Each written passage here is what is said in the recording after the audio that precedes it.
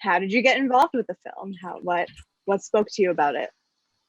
Well, David Ellison at Skydance had this amazing script. He sent it over to my manager. She read it. She loved it. Any job that I do goes through her. She was like, this might be a good one. Why don't we go meet them? We met them. I read it and I was like, wow, this is original IP. That's cool. It's not based on a comic book or a chain restaurant or a pair of shoes or whatever, Reach, no toy brand. It's just an original story. And it's got huge scope. This is a big movie. It's a big budget movie. Are you guys sure you want to do this? And they said, if you'll do it with us, we'll do it. And so it was go. I mean, and this is Chris McKay's first full feature live action. Yes. So what was working on that like? I know that you guys knew each other before, I believe, but what did he bring to the table with that experience? Well, I mean, he's got a great knowledge of film. He's a really good director. I think the very best directors are a bit subdued in their knowledge. They don't lead with everything they know about movies, but they have that as a tool. I mean, he's really smart. He's really well versed. He has a clear vision of what he wants. He's got a great attitude. He doesn't raise his voice and get angry and boss people around. I think like the best to test a director, you have to see them at their worst. And because that moment comes on every movie, and him at his worst is still very great. He's still present. He's listening. He doesn't lose patience. He doesn't lose focus. He does a great job. And so to go from someone who worked extensively in animation, it's a really natural step for him to come to a film like this. There are several layers of animation in a film like this, and a film like this requires extensive pre-visualization animatic shots to set up these action sequences so you can get them done on time, on budget, and he did a great job with that. He'd come in really prepared. He's like, this is what I want it to look like, and that makes it really easy on us as the actors to know exactly what piece of that previs you're recreating. Previs is really important. James Gunn is a big proponent of it. Chris McKay used it. I'm a big fan of pre-visualizing everything. Because you can get all your editing done in the previs. You're not like sending yourself raw material that you don't need in the edit.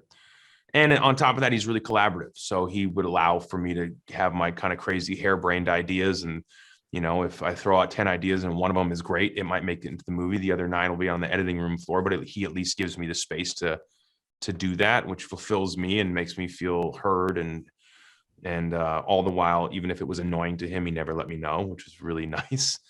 And he just did a great job. I'm looking forward to seeing what he does next.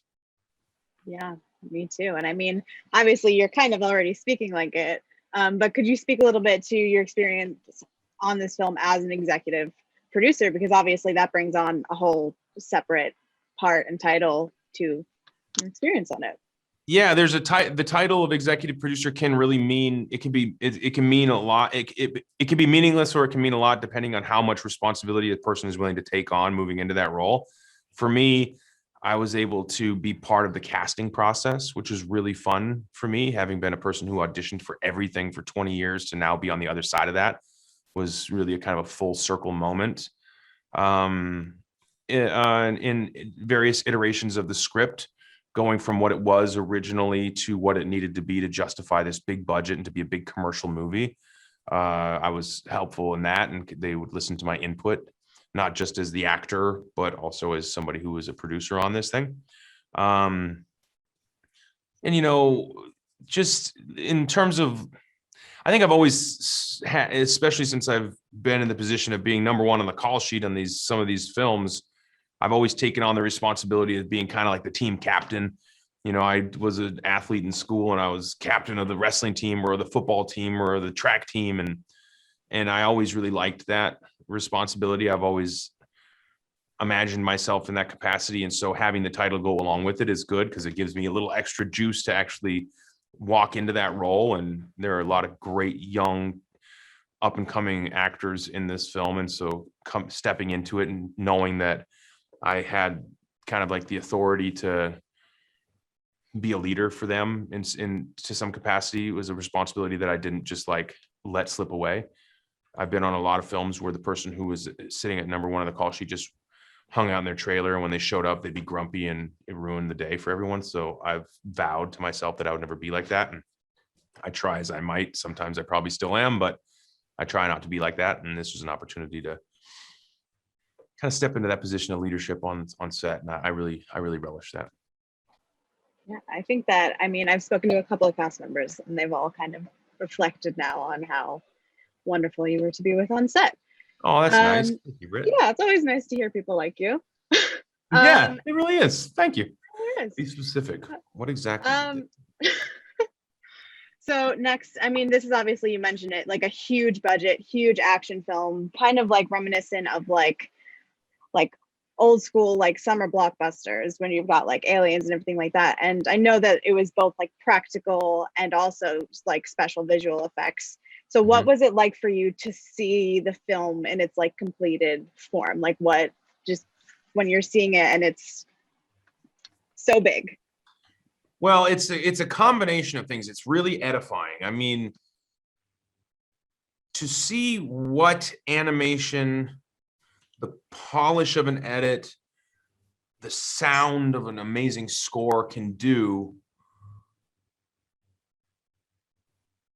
it really makes the moments I was on set questioning what was around me turn into true learning moments about the filmmaking process on a film like this with this kind of scope and budget. And it's you're great. You become grateful in those when you see it because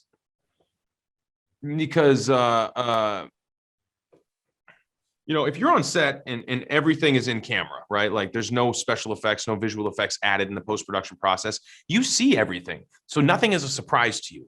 And that's kind of one of the dilemmas you inherit when you're a filmmaker or you're part of the filmmaking process is you go and you sit down for a movie that you're never going to be able to actually watch as a real audience member. You're always going to look at it as like your child or like, you know, you're never going to be objective. And so anytime you could be surprised by the things that you see because you didn't actually see them on the day is you become grateful for that. Like, wow, oh, that's what that looks like. Oh, that's amazing. You know, so there's something really special about that. And for the most part, I kind of knew what all of this was going to look like. But man, when we meet up with in the middle of the second act and we see everything that's going on in the world crumbling around us, and you have that giant 360 scope of that. That was a note by David Ellison at Skydance, who's like, we want more opportunity to blow this thing out.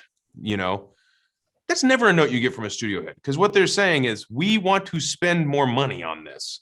And that's usually it's the opposite. And so you go into real tight close-ups and you don't really see what's going on in the background. You just see it through my eyes. And I'm like, oh, wow, look at all that stuff. But here we can actually see what is actually happening all around us. And for me to see it in the final cut, it's the first time I'm seeing it. So it's pretty cool.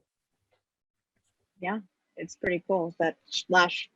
The whole last like third act of the movie is just insane, the scope of it. Insane. Hey, stay with me as I've got more on Chris Pratt. Did you know that the actor initially turned down the role of Star-Lord in Guardians of the Galaxy back in 2013? Well, apparently he did not want another Captain Kirk or Avatar moment. Even director James Gunn dismissed the idea. Now, after deciding to finally audition, however, Gunn was immediately convinced that Pratt was perfect for the role. Thank goodness. Nobody could have played Peter Quill better than Chris. Now, do you like my shirt? Get one for yourself. And a link in the description.